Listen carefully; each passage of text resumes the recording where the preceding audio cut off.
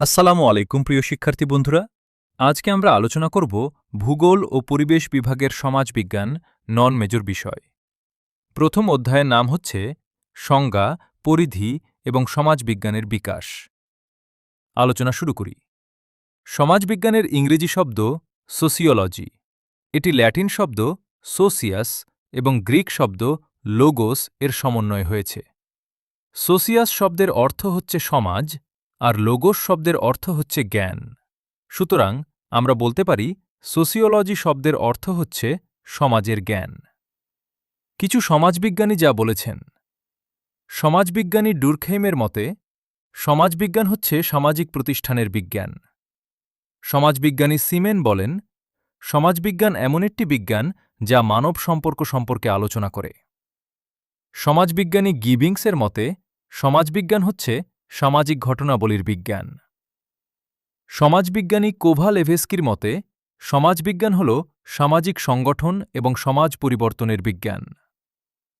সমাজবিজ্ঞানী স্পেন্সারের মতে মানবগোষ্ঠীর জীবনচরণের পঠন পাঠনই সমাজবিজ্ঞান।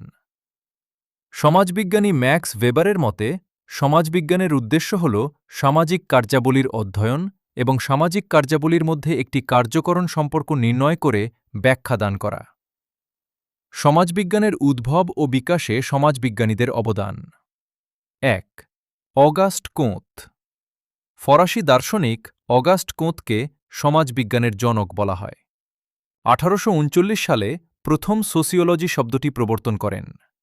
সমাজকে বৈজ্ঞানিক পদ্ধতিতে অধ্যয়নের জন্য প্রত্যক্ষবাদ দর্শন তৈরি করেন। সমাজের বিবর্তনকে তিনি তিনটি স্তরে বিভক্ত করেন। ১. ধর্মতাত্ত্বিক, ২. অধিবিদ্যাগত ও তৃতীয় প্রত্যক্ষবাদী।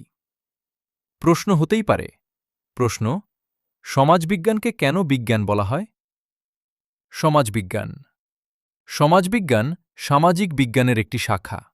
যে শাস্ত্র সমাজ ও সমাজের মানুষ নিয়ে বিজ্ঞানসম্মত আলোচনা করে তাকে সমাজবিজ্ঞান বলা হয়। বিজ্ঞান।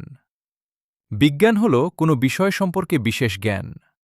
পরীক্ষা, প্রমাণ, যুক্তি ইত্যাদি দ্বারা নির্ণীত সুসংহত জ্ঞানই হল বিজ্ঞান। সমাজবিজ্ঞান একটি বিজ্ঞান। দার্শনিক ল্যান্ডুবার্গের মতে বিজ্ঞান হচ্ছে জ্ঞান এমন একটি প্রক্রিয়া যার মাধ্যমে সংঘটিত ঘটনার কারণসমূহ আবিষ্কার করা সম্ভব। সমাজবিজ্ঞানের উৎপত্তি ও বিকাশ। মানব সমাজের পরিবর্তনের সাথে সাথে মানবজীবনে পরিবর্তন সাধিত হয়। সমাজবিজ্ঞানের উৎপত্তি বিকাশে কার্ল মার্কসের অবদান অপরিসীম। সমাজে শাসক শ্রেণী শ্রমিক শ্রেণীর উপর নির্ভরশীল করত।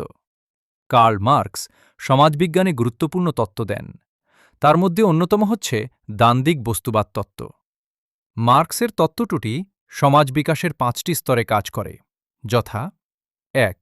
আদিম সাম্যবাদ, ২. দাস সমাজ, ৩. সামন্ত সমাজ, ৪. সমাজবাদী সমাজ ও ৫. ঐতিহাসিক সমাজ।